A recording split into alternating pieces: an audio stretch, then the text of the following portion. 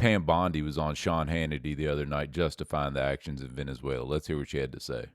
He did not have the authority or he needed to go to Congress. You say what? Sean, this was well within the president's Article 2 powers. It was a law enforcement function to arrest indicted individuals in Venezuela. So she said that the president has Article 2 powers to carry out law enforcement in foreign nations. So the intent of the founders when they drafted the Constitution was, when they were writing Article 2, they were like, let's give the President of the United States the authority to go carry out law enforcement actions in foreign countries and abduct foreign leaders.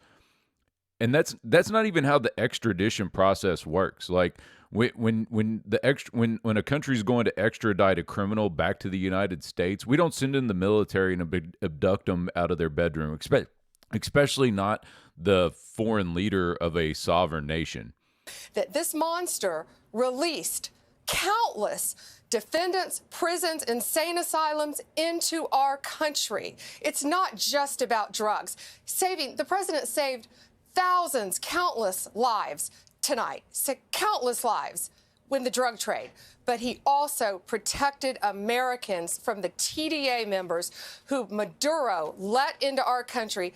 She actually said that Maduro let them into our country. How does Maduro let the criminals into our country? If he let criminals out of jails in his country, that's his fault. That's stupid. But when they come into our country, that's our government's failure to protect the borders. That's our government's fault. They're trying to shift the blame and say that it's Maduro's fault that all of these crazy criminals got into the United States.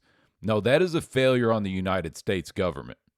They are also charged with bringing tons of drugs into this country. Nicolas Maduro, is charged with over hundreds and hundreds of tons of cocaine flowing into our country. And he's charged with working with not only TDA, but also Sinaloa, all the cartels in Mexico, Colombia, and Venezuela. So she touched on the cartels, the Sinaloa cartel. She doesn't say here the Zetas cartel, but they're mentioned if you read the indictment. You know, the United States sold them guns. That was all part of the Operation Fast and Furious and Operation Wide Receiver operations, where they were trying to basically let guns be sold to these cartels, and then they were going to trace them in order to stop the cartel traffic. That clearly didn't work. It led to a Border Patrol agent, Brian Terry, being killed. That was all reported on.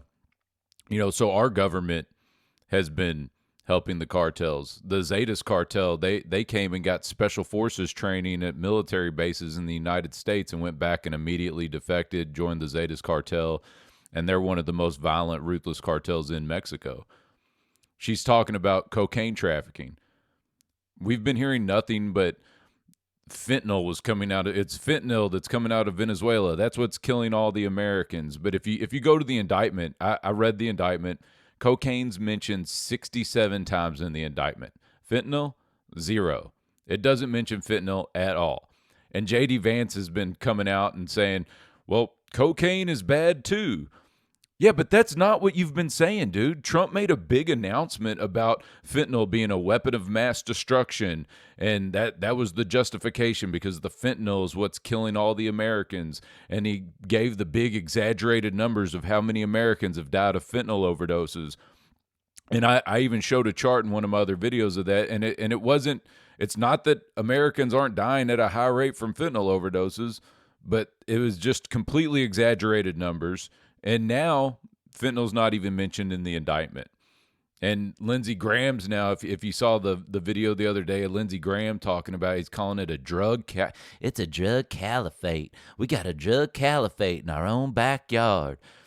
We talked about a drug caliphate in our backyard. You know, we have Venezuela, we have Cuba, we have Colombia in our backyard. You know, so now they're pushing for action in Colombia, Mexico. You know, they're saying they don't need to take any action against Cuba, but they're basically talking about just, you know, more military more military expansion into all these foreign nations. And we got to stop supporting it. And all the support that's come out on the right from all these people that were against foreign intervention, that were critical of Ukraine and everything else, now all of a sudden the tables are turned and they're trying to figure out ways to justify it.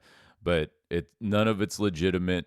Don't support it. We need to take care of America first, and we need to mind our own business. Thank you for listening. Please like, subscribe, and comment.